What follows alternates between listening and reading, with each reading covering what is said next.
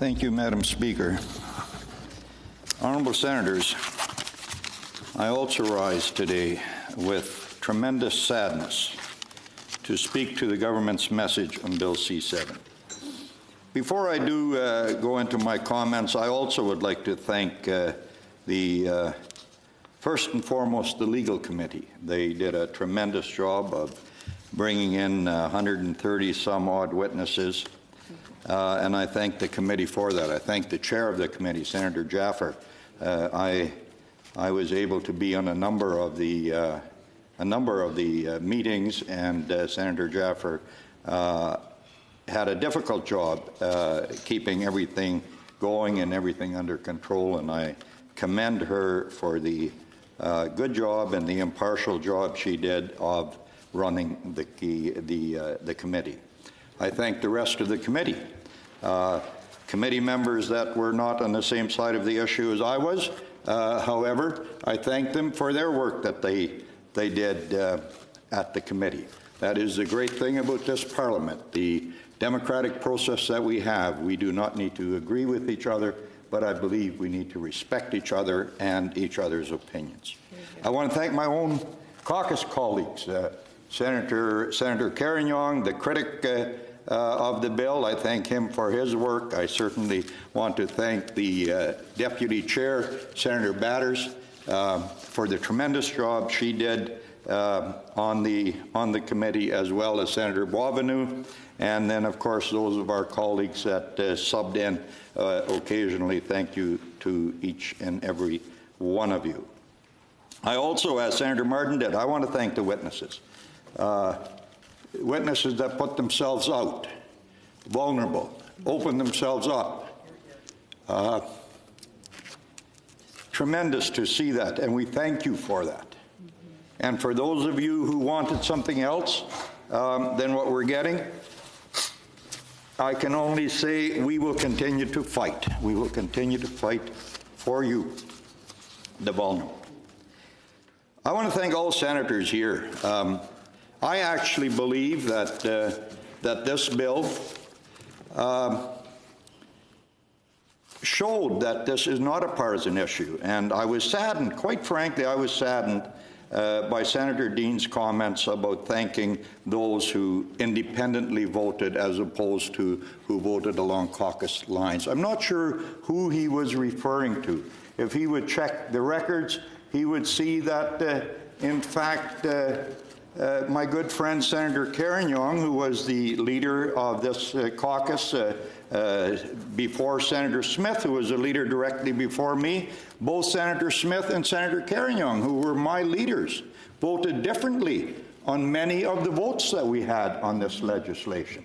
So I'm not sure who is partisan when conservatives decide to vote together, along with some other people, that becomes a partisan issue. That is sad, colleagues.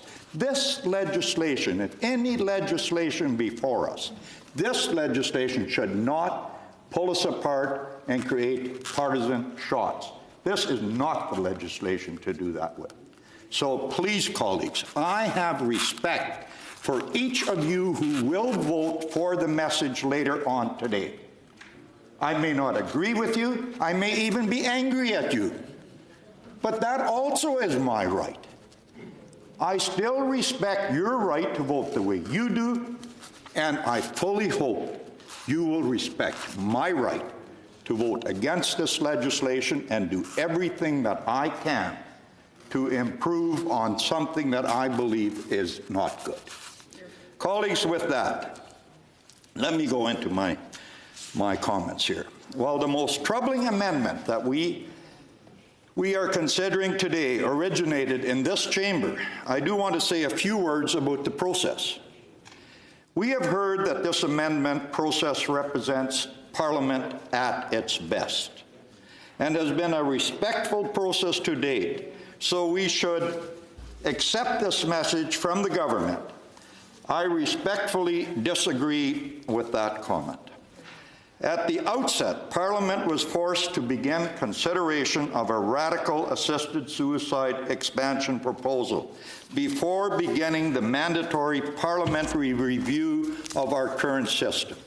The 5-year review was enshrined in the original legislation because we recognized the gravity of this paradigm shift. We all understood that any further expansion would have to take place after a careful, deliberate review of our current system. This was not an optional review. This was mandatory. We were then told that we are in this urgent situation because of a lower court ruling and an impending deadline. That is, of course, not the case.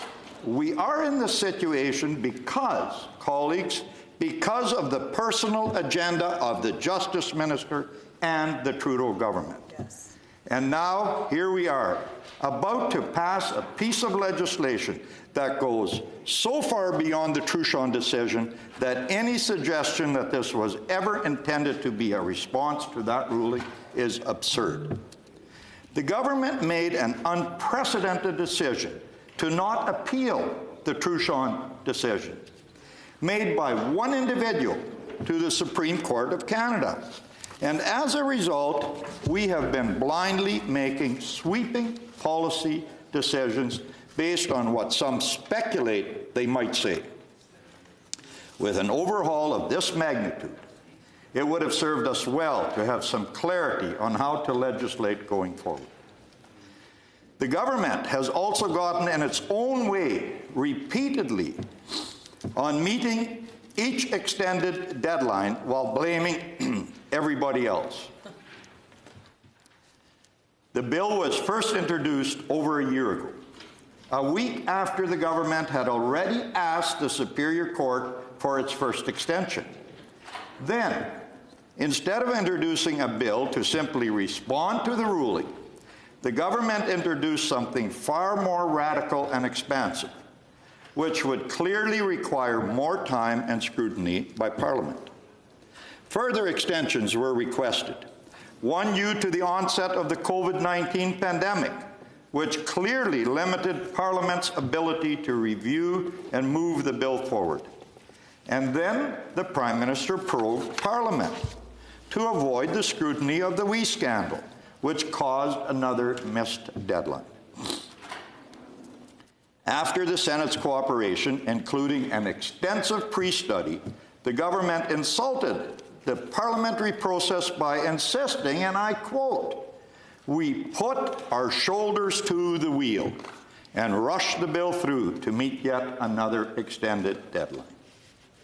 After this latest extension request, the government decided to preemptively shut down debate at the suggestion, colleagues, of the Bloc Québécois, a party that does not even believe the Senate should exist, yet is happy to take the Senate's suggestion on an issue they did not even study in the House of Commons.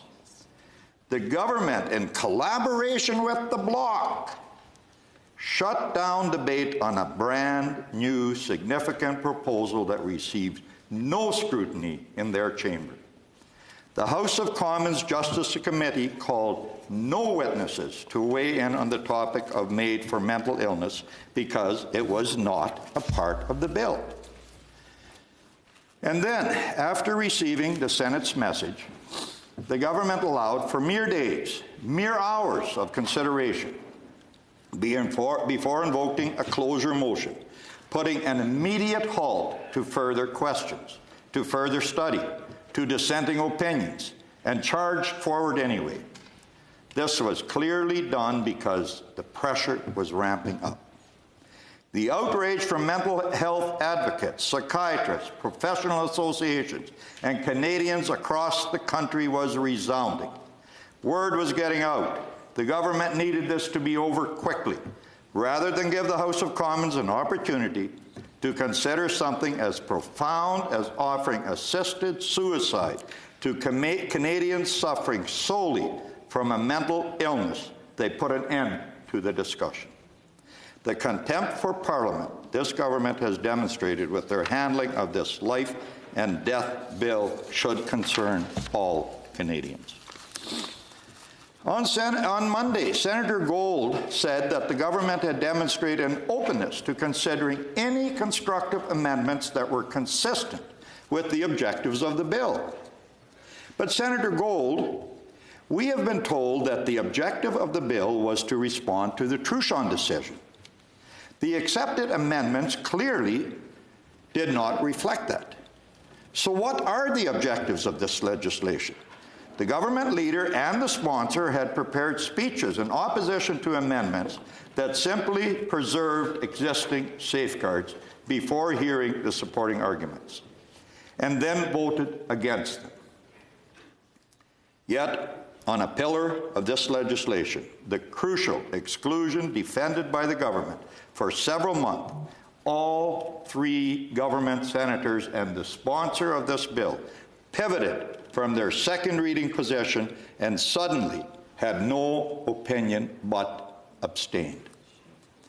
Are we honestly to believe that this was a coincidence, that the government was truly open to any reasonable amendment, that the government carefully considered our message after they received it, assessed its compliance with the Truchon decision, and then made their final decision? Of course not.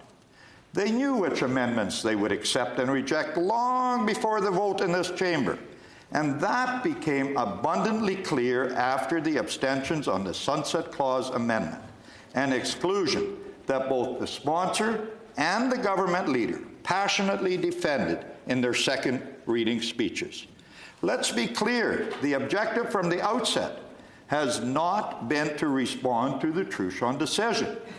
The objective has been to bring legislation in alignment with Minister Lamette's and the government's personal views on this matter. This is an amendment, colleagues, that I suspect was drafted in Minister Lamette's office. If this is a parliament at its best, I would hate to see parliament at its worst. Yet what is clearly most concerning is the policy Canadians will be left with as a result. Colleagues, like many across the country, I am heartbroken. For the life of me, I cannot understand why we would move at this rapid pace with a clear absence of evidence with such dire consequences. There are a wide range of views on this matter. While I have tremendous difficulty understanding the rationale behind including mental illness in this regime, I truly would like to believe this perspective is born out of compassion. However, what is key to this discussion is that our entire MAID system in Canada, as stipulated by the Supreme Court of Canada, is founded upon the notion that only those suffering from conditions that are grievous and irremediable can qualify for assisted suicide. As psychiatrist Dr. Sonyu Gain, the former president of the Canadian Psychiatric Association, said recently, it remains currently impossible to predict whether mental illness is irremediable. Therefore, on this point, there is no legitimate debate. The Centre for Addiction and Mental Health has also concluded there is simply not enough evidence available in the mental health field to ascertain whether a particular individual has an irremediable mental illness. The Canadian Mental Health Association echoed the concerns of the psychiatry associations and stated that Canada must continue to exclude mental illness as the sole underlying cause for medical assistance in dying. Margaret Eaton, the CEO of CMHA, in her plea to Parliament stated, we have to cure our ailing mental health system in Canada before we even begin to consider mental illness incurable. After 15 months of studying global evidence, the Council of Canadian Academies came to the same conclusion as did the expert advisory group on MAID. Both the American Psychiatric Association and the Royal Australian and New Zealand College of Psychiatrists have also concluded that there is no evidence to support providing MAID solely for mental illness. Minister Lametti himself said at the House Justice Committee and again at our own legal committee that there is no consensus in the mental health and psychiatric community that could justify moving forward with extending MAID access to those suffering from mental illness at this time. No consensus. And then just last week, Minister Lametti said in the House of Commons that there is a large consensus to include mental illness in this regime. I'm assuming he read the same report that Senator Kuchar read. There has either been a sudden, drastic shift in the views of Canada's psychiatry community, coinciding with the government's changing policy objective, or the minister is willfully misleading Parliament. The minister could not answer any questions about his sudden change of heart, but rather suggested that because this will not be in effect tomorrow, that this would take place in 2 years, that somehow demonstrates an exercise of caution. This amendment, and Senator Batters pointed this out clearly the other day again, this amendment does not give Parliament 2 years to study whether mental illness should be included. Rather, it makes the dangerous assumption that the evidence will somehow present itself and retroactively justify the sleep. As psychiatrist Dr. Mark Signor stated, in other areas of medicine, thoughtful scientists typically devote whole careers, Senator Martin said this earlier, studying the benefits and harms of treatments before rolling them out. Here, that proven approach has inexplicably been replaced with hand-waving and moralizing. The sunset clause is being sold as a way to allow time to develop standards or safeguards. But this notion has been discredited by the psychiatry community as it ignores the only true safeguard that we have. Dr. Gain noted, those who advocate expanding access to MAID propose mitigating this reality with safeguards. This ignores the fact that remediability is itself the primary safeguard built into MAID, into the framework, and bypassing it renders all other supposed safeguards meaningless. He continued, because we cannot predict a remediability, there is a 100% certainty that MAID will be provided to some people who could recover. There is no safeguard against that. Colleagues, there is no comfort to be gained from a 24-month delay, as the consequences have already begun. We have all received emails from psychiatrists telling us of their patients who would have indicated their intention to stop treatment because MAID access is imminent. Wow. Patients who are making slow yet steady progress. Excuse me, Senators.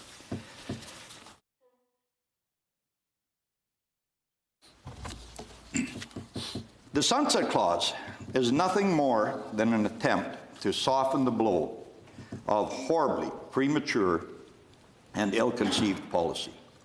The question I have is, why now? There is not a single person in this chamber who can stand up and tell us that we have any degree of professional consensus. If some major swing happens in 2 years where we suddenly find that we have a kind of a general consensus in the field of psychiatry, as well as some insight as to the shift in the views of Canadians, then there is nothing that would prevent the government of the day to consider this expansion. But it cannot be argued that we are anywhere close to that today. With the lack of evidence, the lack of consensus, and the enormous risk this amendment takes, this is objectively a terrible policy decision. So again I ask, why now? What could possibly be the rationale? Constitutionality? The judge in the Truson decision made no such assertion. We have no idea what the Supreme Court of Canada would say because the government's failure to appeal deprived Parliament of that insight. We had legal experts testifying on both sides of this argument at committee, some who strongly maintained that the exclusion of mental illness was necessary and entirely constitutional, as it would be saved by Section 1 of the Charter. We cannot even begin to suggest we have a legal consensus that excluding mental illness would be unconstitutional. Senator Gold made an impassioned second reading speech with a well-reasoned case for keeping mental illness exclusion intact, making strong arguments as to the constitutionality of such an exclusion. And now that the policy objective has changed, so has the accompanying constitutional analysis. Colleagues, I sincerely hope we are not placing too much importance on fleeting constitutional alarms, especially given that we have no direction from the Supreme Court of Canada on this point. And regardless, as Senator MacDonald rightly pointed out in this chamber in his third reading speech, constitutional arguments are not relevant to our decision-making process, he said. Senators are not litigators. The Senate is not a court of law. We do not adjudicate. We legislate. We can have constitutional opinion on anything we like, but we shouldn't presume to declare how the court will probably rule. This work is best left, indeed must be left, to the court itself. So please, colleagues, let's make the right policy decision with the information and evidence that is available, as the wrong decision can and will have terrible consequences. When it comes to mental illness, we need to offer hope to those who have lost all hope. If that is not our first priority, we have failed. We need to focus on investments in research, in improved access to mental health treatment, in suicide prevention. Instead, this amendment offers assisted suicide to those who may be in the darkest days of their lives and who could very well come out of it. Many of us have seen the viral video that was circulated since the Senate first passed the Sunset Clause amendment entitled, "Tell Me to Stay," in which a young woman who has attempted suicide 7 times makes a plea with Parliament to not allow doctors to end the lives of people like her.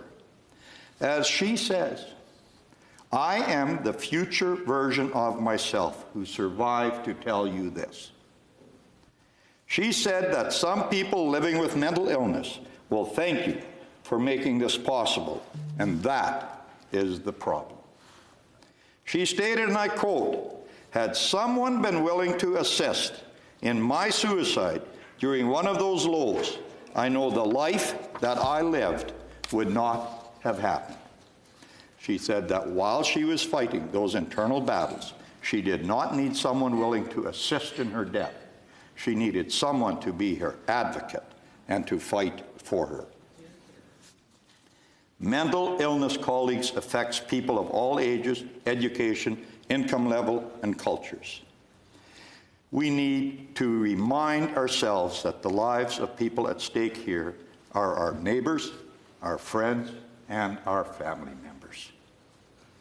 I recently heard from a person who had suffered from depression and anxiety for days and has had varying success with treatments, yet has been doing well for quite some time. She said she was baffled and heartbroken that we would even be considering this at a time when we are finally, colleagues, on the cusp of a major societal shift, a shift which normalizes therapy, reduces stigma, prioritizes access to mental health supports. As someone who has been silent and ashamed of her illness for decades, she can now feel the transformation happening. We are almost there, she noted.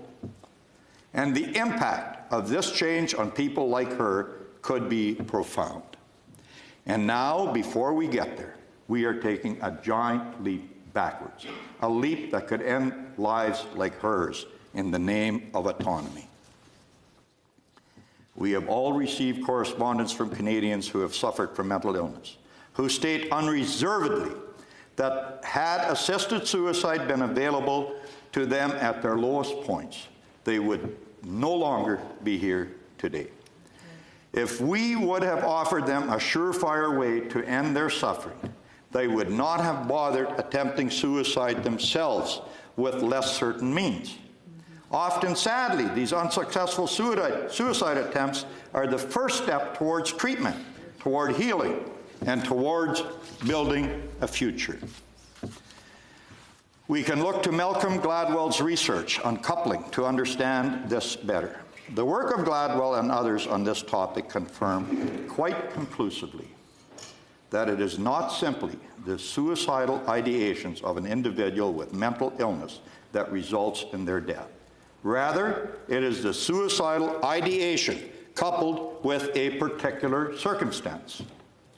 For example, in 1962, English poet Sylvia Plath, who had long suffered from depression, turned on the gas in her kitchen stove, placed her head inside the oven, and took her own life. In the years after the First World War, many British homes began to use town gas to power their stoves and their water heaters. These gases contained a variety of different compounds, including the odorless and deadly carbon monoxide. This gave individuals in Britain a simple means of dying by suicide in their own homes, and they used it. In the same year that Sylvia Plath ended her life, 5,588 people in England and Wales also died by suicide. Of those, 2,469, or 44.2%, did so in the exact same manner as Plath. No other method came close.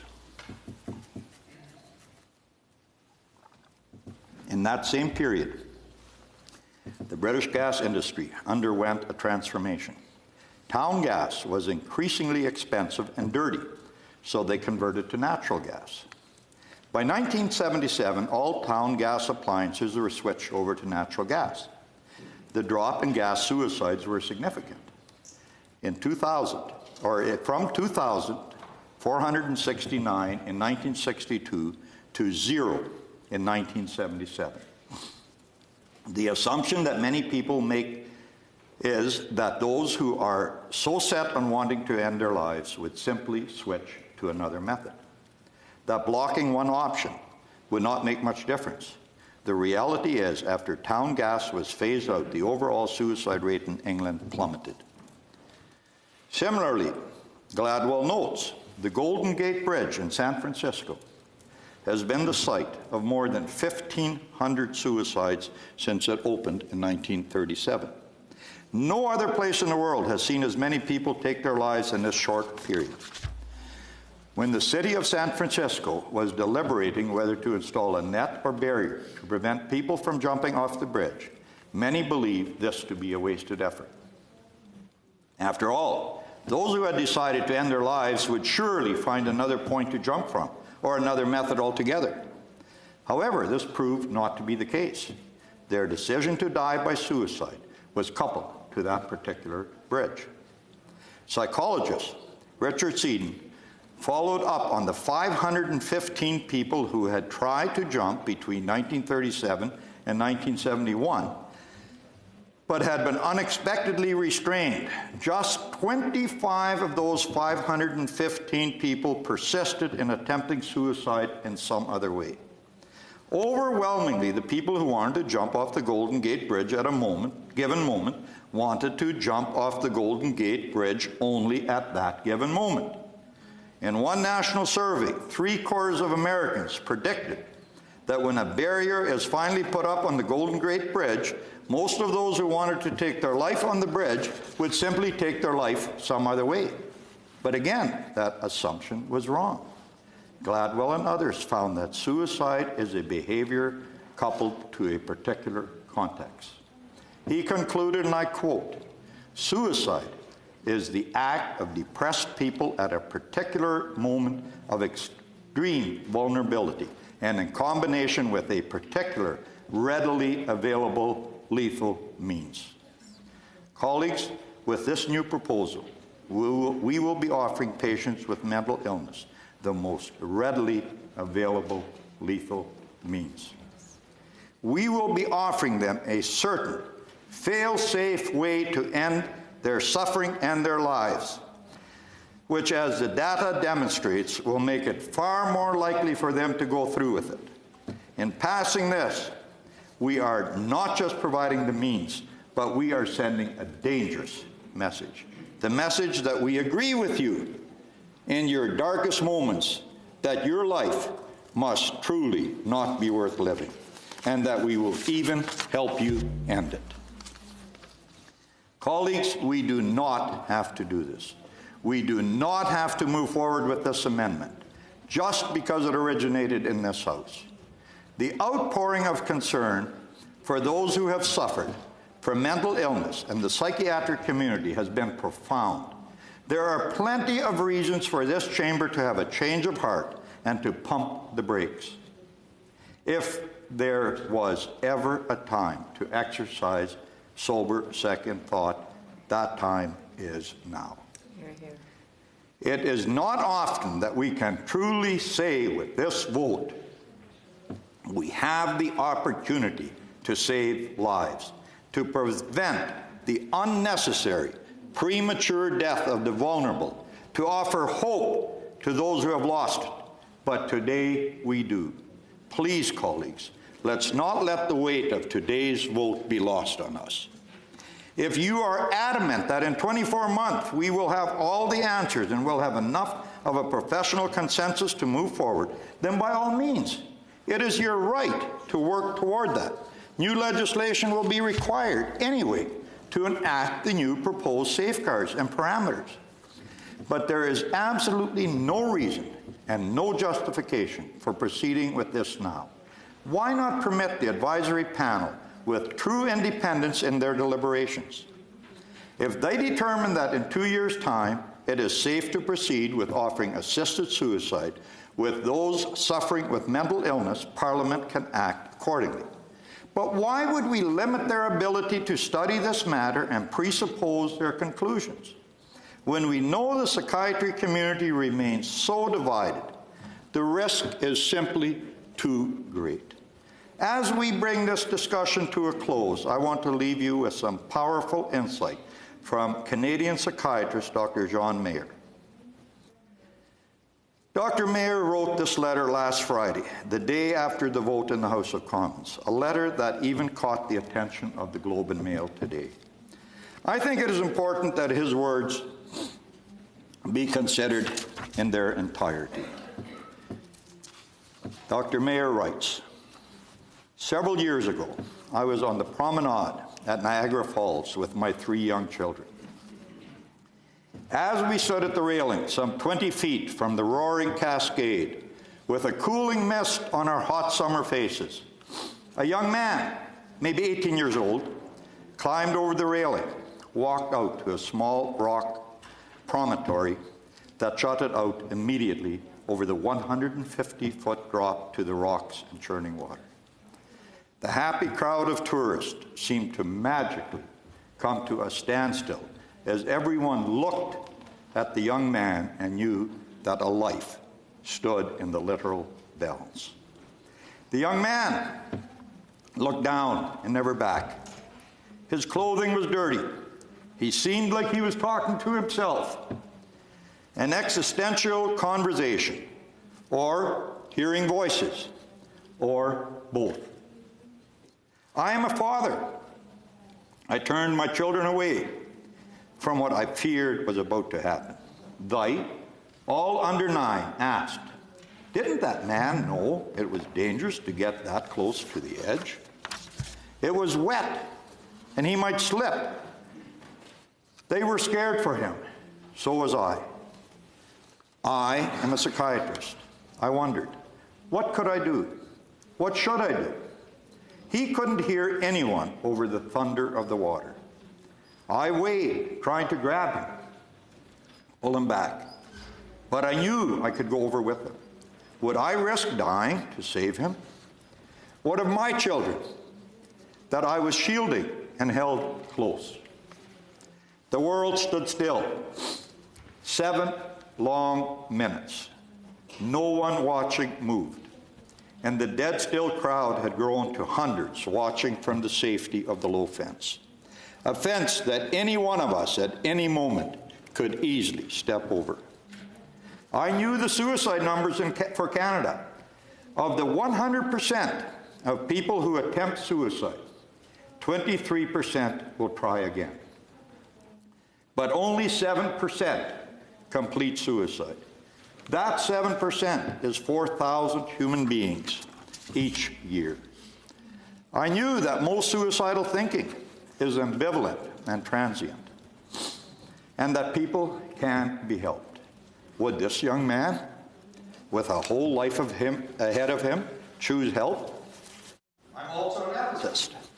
Last night, I watched the proceedings from the House of Commons as the Liberal government shut down debate on the MAID bill.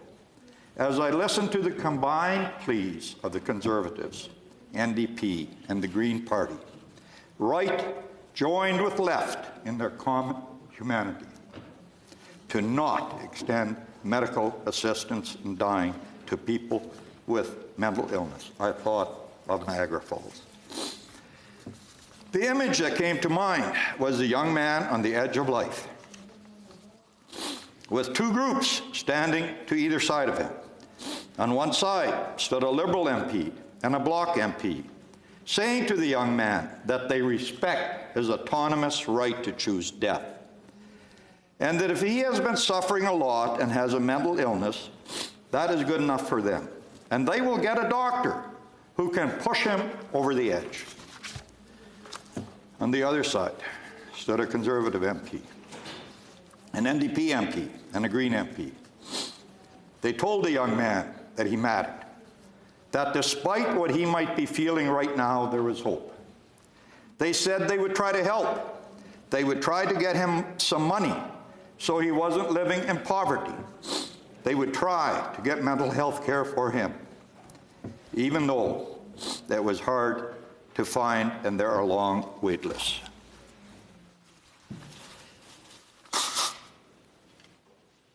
Excuse me. They would try to get people to stop making fun of him because of his mental illness.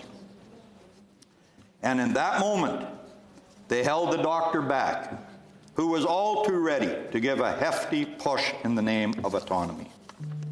What happened that day? He turned back from the edge in a daze. In his own world, he climbed the railing. Strangers spontaneously hugged him. Some cried. He was genuinely surprised by the attention that seemed pulled into the sudden awareness that he was not alone. Several people walked away with him, fearing leaving him alone was when he was fighting despair. I want to believe that he got help and is living a good life.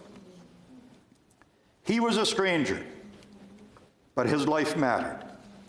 Which side of him would you stand on? Unquote. Colleagues, which side will we stand on? Thank you.